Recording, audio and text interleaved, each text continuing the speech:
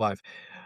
Hello, everyone. Welcome to another episode of That's So Hindu. I'm Matt McDermott. Today, I'm speaking with author Dheepa Maturi. Deepa, welcome to the show.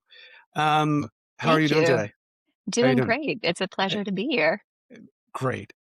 One thing that occurred to me, since your writing focuses so much on ecology, environment, sense of place, Right. I just added this in when I was frankly getting ready for the show. I was just going to jump in with the book, but where are you? How's the weather? How are you? How is the sense of place that you are in right now? That's a great question. I am in Indianapolis, Indiana, in the United States. It is very gray and it has been gray for a while, but I have this lucky thing. There is a beautiful sugar maple outside my window. It is still bright red, and somehow looking at that, at the gray landscape and seeing that bit of red is just cheering me up every time. So, Well, that's good. It's very gray here too. yeah. For viewers, I am in Los Angeles County, pretty much Oh, on the border of Ventura County. I say I live in Los Angeles, but it is Los Angeles County. The Santa Monica Mountains National Recreation Area is literally right outside my window, and it has been raining for like a week. I got out a little bit yesterday, but it is what passes for frigid in Los Angeles, which means mm. mid 40s. It was 39 this morning, hence wearing wool, which is you know, the stereotype of Yes. people in Los Angeles putting on their puff coats and beanies, the moment the first digit of the temperature in Fahrenheit gets a 5 is absolutely true. We wear wool and puffy things way at a higher temperature than other people. So with that done, so let's talk about 108. 108, an eco thriller. That's why we're here to talk about it. That's how you came into my attention. It came out in June of 2025. I'm told it won several American Book Fest awards, fiction cross-genre winner, multicultural and visionary. That's right. You've described it as a hopeful climate thriller, quote, and it shows, quote, how intelligence can help prevent a climate catastrophe. So, Yes, that is the okay, hope. Yes. that's a hope. Okay, so give viewers an overview of the story. We don't need any spoilers, but why, if people pick this up, what are they in for? Absolutely. So the protagonist of 108 is Bela Jeevan, right? And she is a researcher at a San Francisco news agency. And as the novel opens, she's very unsettled because she keeps having these memories of where she grew up, which is the rainforested area of southwestern India near the Western Ghats. And somehow she's on a night shift and she suddenly has this out of body experience, and it takes her right to the place that she's trying to forget. And it's really bothering her. And then she's seeing in the corner of her vision as this very noxious liquid is pouring into the soil right in front of her. She can tell it's an extremely destructive thing. And then on top of that, she hears this voice. And this voice is telling her that she is the one who needs to stop it. Even crazier is that it's the voice of her father, and her father has been presumed dead for 15 years. So, the larger context of the book is that soil degradation has ruined agriculture in many ways. And so, there are only about 20 agricultural zones throughout the world that are actually viable. And the problem is that, of course, there is not enough food. There's a food crisis that's going on. Now, Kraken Zed, who is our antagonist, he is the head of Zedchem, and he says that, no, I've got this miracle formula, and it's going to force production from the soil. It's going to make that soil produce our food. But of course, the data is showing something very different, and Bela is chasing answers. And in the meantime, she sort of uncovers this whole family drama that's happening. She's uncovers this unexpected connection to Zed, and that is how the story kind of unfolds. And then in the course of it, she discovers this ancient ability that she has that can stop the global ecological collapse if she's strong enough to use it. So that's kind of the overview. I don't think many spoilers in there. Great. So why this book? Why now? I recognize this positioned as a thriller and not a per se documentary. Right. How do you feel, or how much of this do you feel like you fictionalize, or how much of this is you're trying to present what you see as things happening now to readers? Or hey, what's the balance? Because I think off the top of my head, I'm sorry, I don't have it open in front of me. You said it, not too far in the future. And Not too far in the future.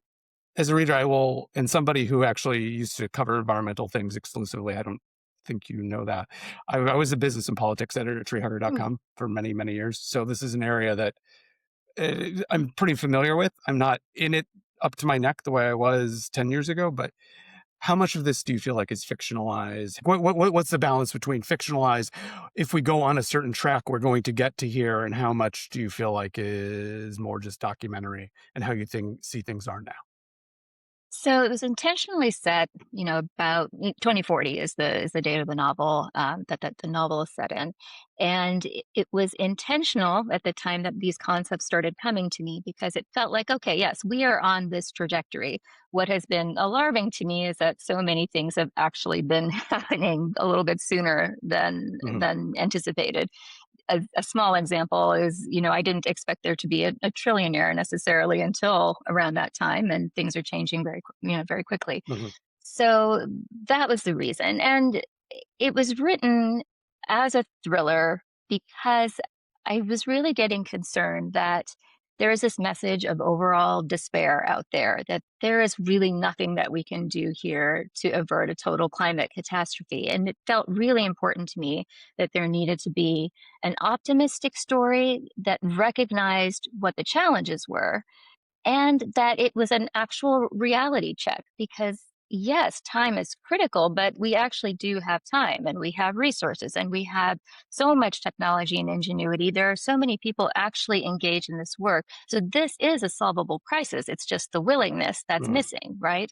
So I felt like these adjustments in terms of understanding and realizing that we don't have to despair, that was really important to me, and I think that was why I wrote it as a page turner. It kinda came to me that way, but I Hmm. feel like that's the reason that it, unfolded that way.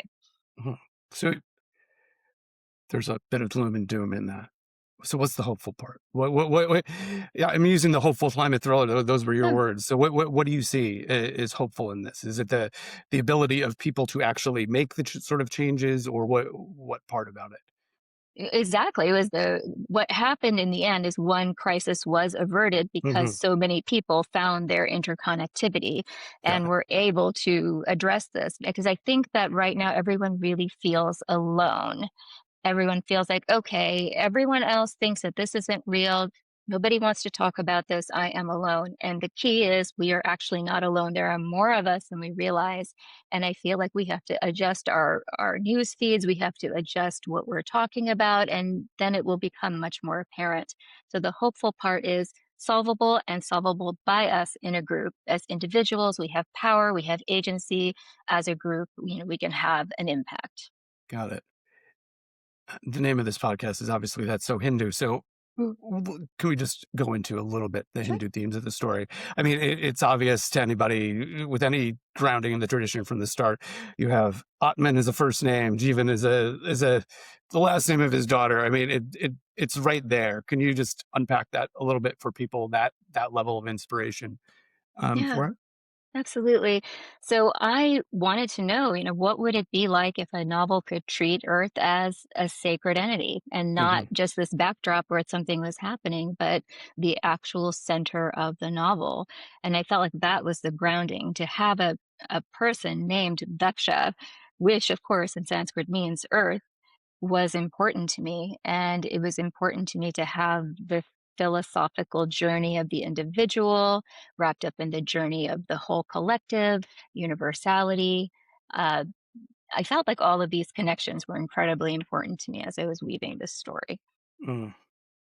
Am I reading too much into the name of Kraken Zed? When I was reading this, I was I pictured this gigantic tentacled sea creature. You describe, this black liquid going into the ground, the whole thing. But then Zed being the last letter. It's like this. It's the last bit of things that could happen. If he succeeds, we're over.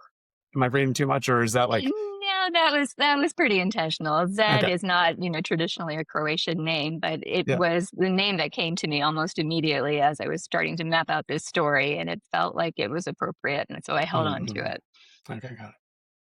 So just pivot a bit. How did you come to writing? And my understanding is that this wasn't this was the second or third incarnation of your professional life. How did you come to this?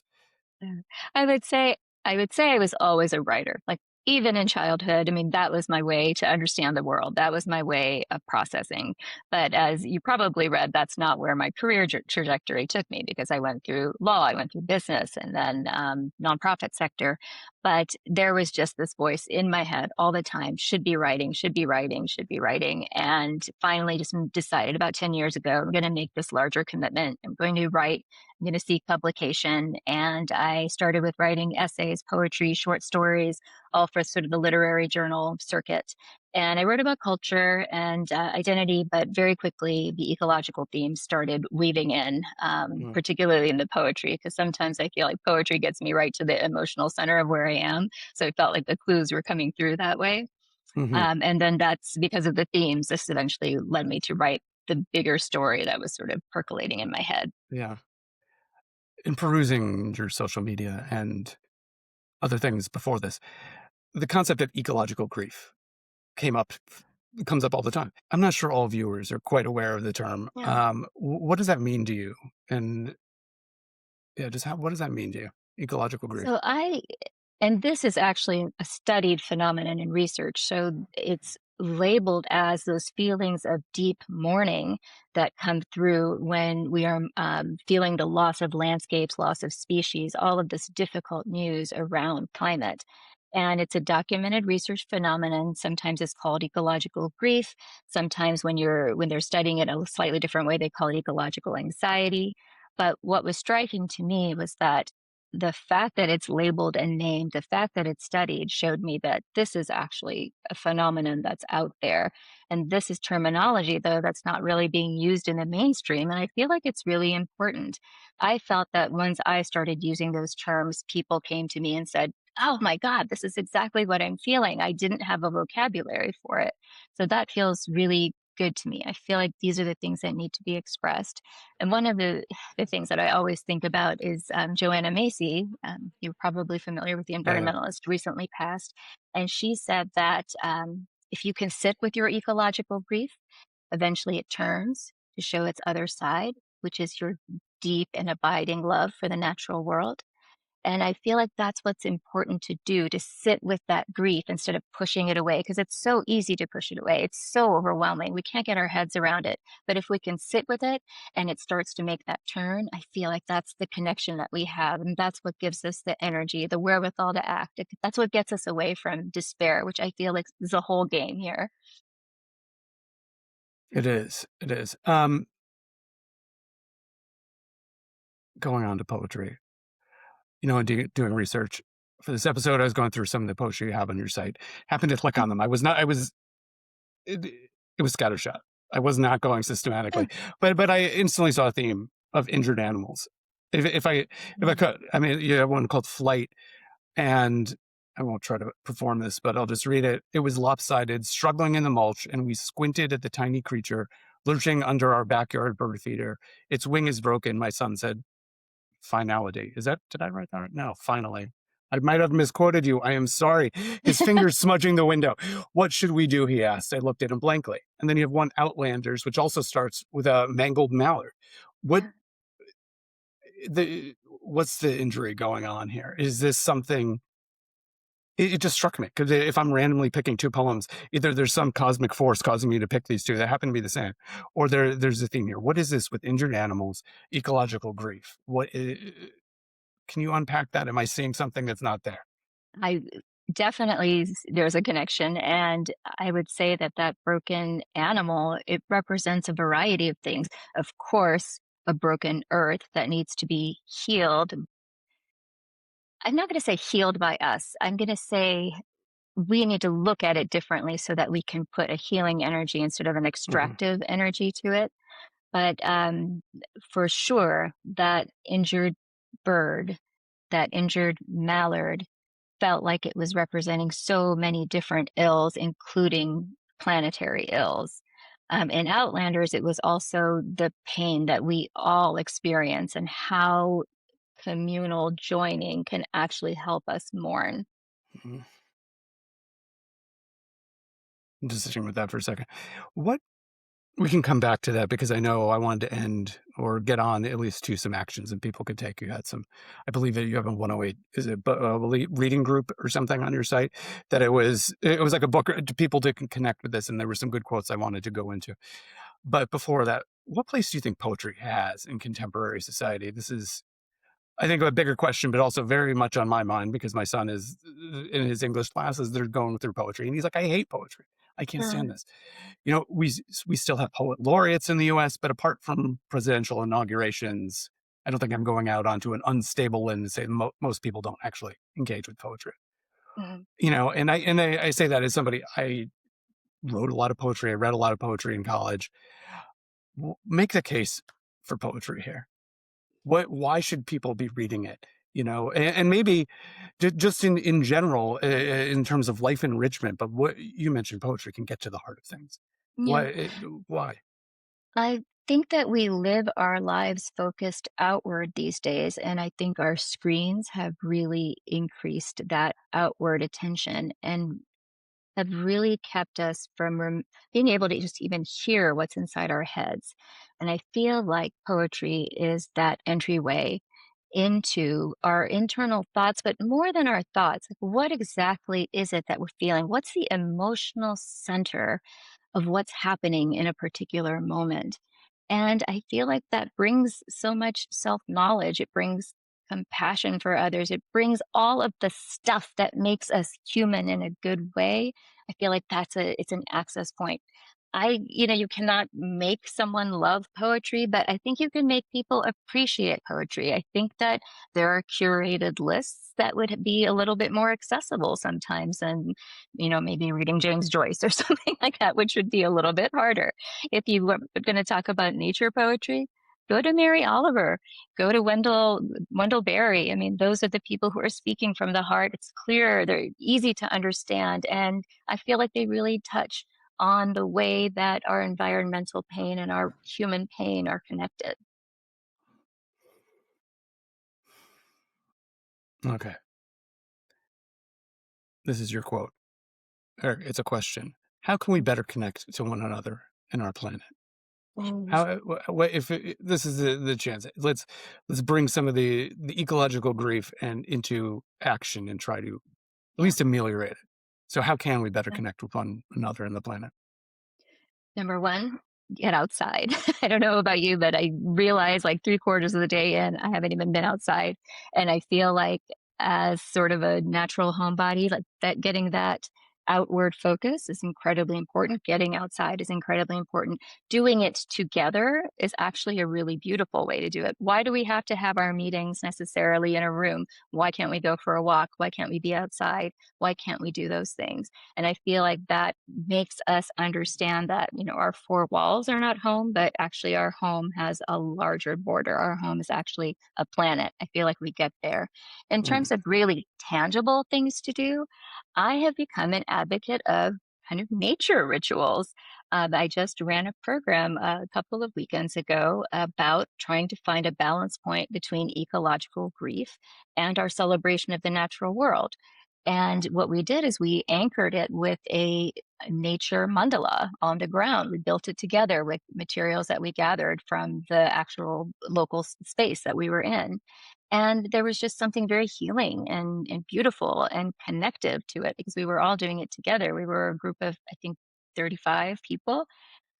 It was a lovely experience. To recommend something like that too, and we can build little rituals on our own. We can do this. We can decide what they're going to be. We can contain the space, contain the time, have a small exercise, and then release that container, and it's beautiful. another quote. How can we reach across dividing lines with empathy and honesty? How can we actually do that? Dividing lines seems to be a theme that weighs upon me at HAF and in general. It feels like on so many issues in the United States right now, maybe the entire Anglosphere, we've divided into tribes, and Yeah. the other tribe is opposed just for the sake of doing so sometimes. Yeah. So how can we reach across that in your view? In my view, it's always one to one because I don't know how to engage in dialogue with a group that's set against me, but I do know how to engage in conversation with my neighbor who maybe comes from a different place and has grown up in a different way. I know how to have those conversations. I know that we can sit down and have a meal, without, having it be, an uncivil or, difficult time. I feel like we know how to connect with each other and I feel like we know how to do it naturally. And I feel like those one-on-one conversations, those one-on-one, let's sit down to dinner, let's find our commonalities, let's play a game, let's go outside. I feel like that's where it starts. It has to start small. Hmm. How can we love this is again, final one. How can we love through our own pain in darkness? How can people do that? And what do you mean by that? That's a pretty heavy statement, or it could be. I think it's easy to get sucked into a darker path, into a despairing path.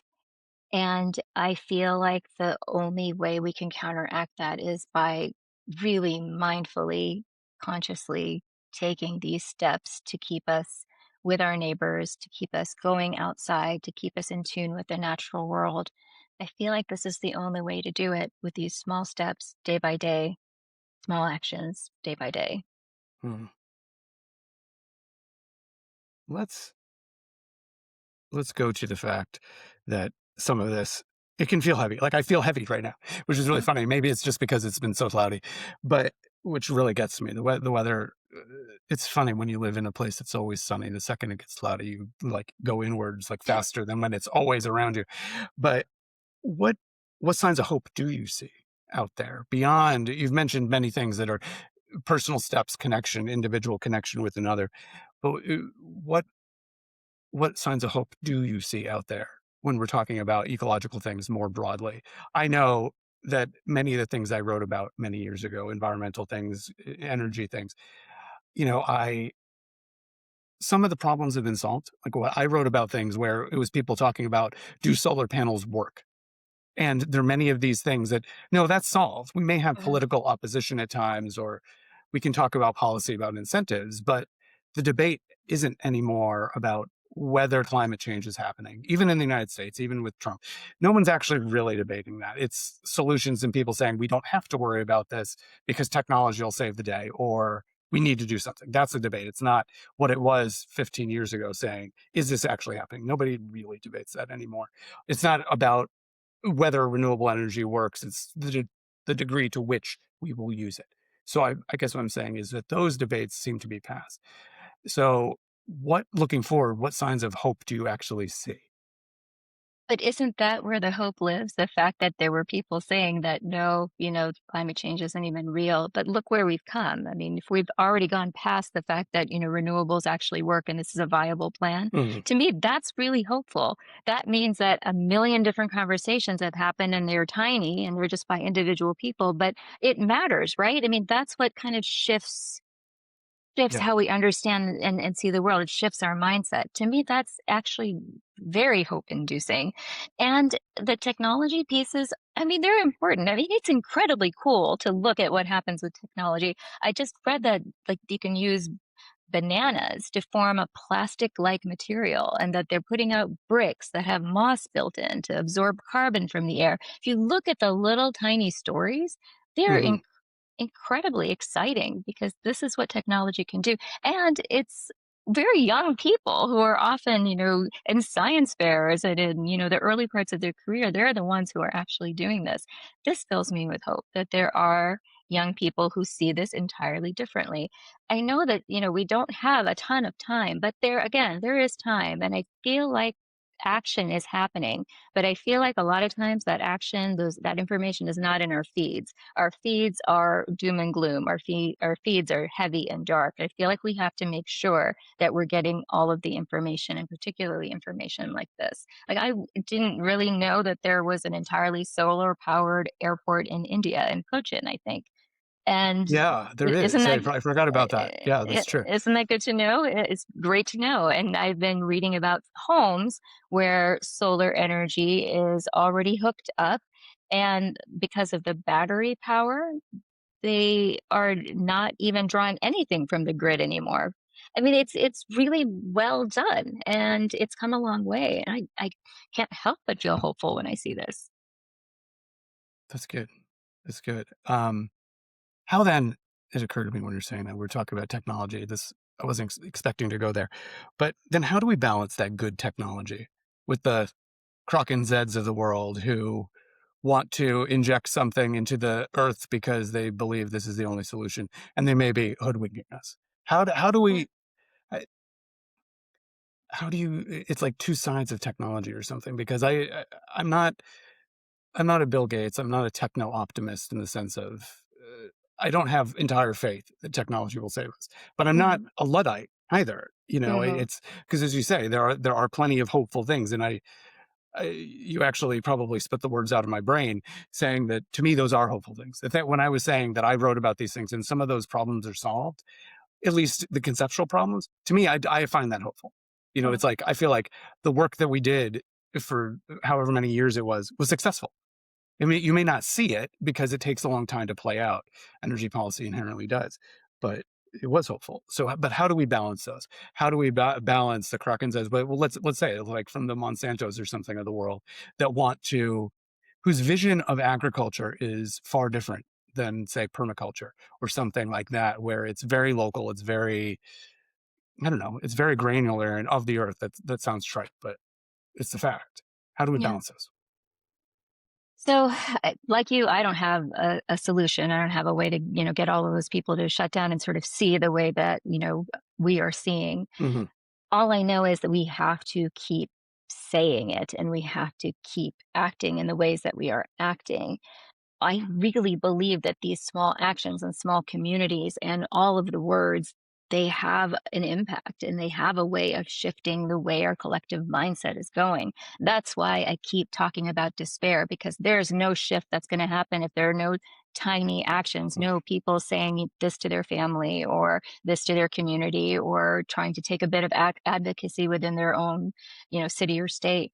Then despair can't happen. So to me, I'm very anti despair because I feel like those shifts can happen. And that's my only response, because how else can it happen? I don't think that there's a savior technology or billionaire that's going to come and say, let's do it this way instead. It has to be all of us. It has to be all of the small voices together. Great. That's a nice little period to put at the end of this. But Britt, let's bring it back to the writing. What's next for you? You're promoting this book. Do you have anything else in the work? And two, where can people buy it and where can people follow you? So, my next step is a collection of essays about these intersections of culture, identity, ecology through the lens of an Indian American immigrant family and a member of it. As far as purchasing the book, you can go to any online platform and some local stores. You could go to Amazon.com, or you can go to bookshop.org if you prefer to go through independent bookstores.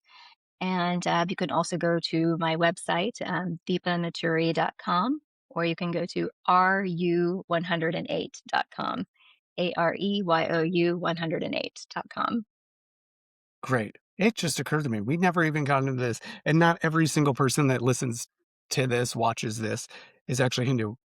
Give it everybody 108. Why 108? Such a good question.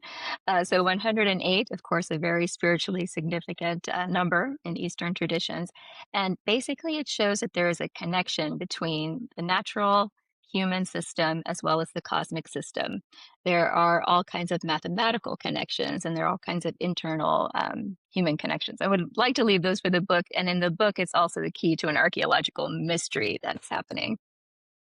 Great. We'll leave it there. Deepa, thank you so much. I realized I didn't ask that question because 108, the meaning of 108 was obvious to me. But then I did. I was like, I don't think viewers necessarily know, but thank you so much. It was good talking to you.